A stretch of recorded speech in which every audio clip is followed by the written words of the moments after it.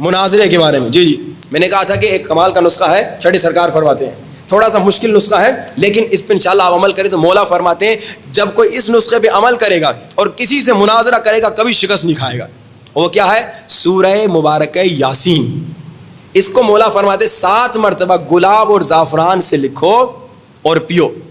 اب لکھنا آپ کاغذ پہ تو نہیں لکھ پائیں, کسی ٹرے پہ لکھنا پڑے گا کیونکہ دھونا ہوگا, دھو کے پینا ہے. سورہ یاسین کو 7 مرتبہ گلاب اور زعفران سے لکھو. مولا فرماتے جب یہ پیو گے, جب کسی سے مناظرہ کرنے جاؤ گے کبھی شکست نہیں ملے گی. نہ صرف یہ, مولا فرماتے ہیں کئی دیگر اس سے فائدے ہیں. مثلا اگر خاتون جو بچوں کو دودھ پلاتی ہے اس کا دودھ بھی بڑھے گا اور بہت طاقتور دودھ بنے گا. نہ صرف یہ, نظر بد سے اور اسی طرح حسد کرنے والوں کے حسد سے بچنے کے لیے مولا نے فرمایا اسی سورہ یاسین کو 1 مرتبہ لکھو گلاب اور زعفران سے. اب یہ کاغذ پہ اور ہمیشہ اپنے جیب میں رکھو. اور یہ ہمارا پرسنل پچھلے سال کا تجربہ ہے کہ ایک بیچارہ مومن تھا, اس بیچارے کو ہارٹ اٹیک ٹائپ تکلیف ہوئی, سانس بند ہو رہی تھی, بالکل کہہ رہا تھا میں مر گیا.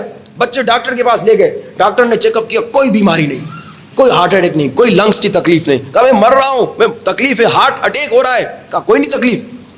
اور جناب ان کو کچھ احساس ہوا کہ بھائی لگتا ہے کسی نے کچھ ورد شرط پڑھا ہے ان پہ. انہوں نے پھر ہم سے رابطہ کیا, انہوں نے کہا کیا کریں, کوئی نسخہ بتائیے. ہم نے مشہد میں ایک بزرگ عالم دین سے رابطہ کیا, اس وقت ہمیں کوئی ذہن میں بات آ نہیں رہی تھی. انہوں نے کہا اسی نسخے میں عمل کرو, سورہ یاسین کو کہو لکھیں گلاب اور زعفران سے اور پھر ہمیشہ اپنے ساتھ رکھیں. انہوں نے سورہ یاسین کو 1 مرتبہ گلاب اور زعفران سے کاغذ پہ لکھا اور اپنے پاس رکھا. ابھی 1 سال گزر چکا, انہیں کوئی تکلیف نہیں.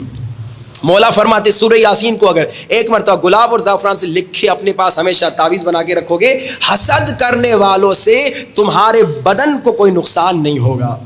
ان کو بدن میں تکلیف ہو رہی تھی حسد کرنے والوں کی وجہ سے, مولا کرتے ہیں حسد کرنے والوں کے شر سے تمہارا بدن محفوظ رہے گا. یہ کمال کا نسخہ ہے. سورہ یاسین کے کئی دیگر نسخے بھی ہیں, مختلف طریقے ہیں, مختلف اعمال ہیں. اب میں اسی میں چلا جاؤں گا تو وقت پورا نکل جائے گا. لیکن سورہ یاسین انشاءاللہ آپ کوشش کیجئے کہ امام زمانہ فرماتے ہیں ہر روز نماز فجر کے بعد 1 مرتبہ سورہ یاسین ہمارے شیعہ پڑھیں.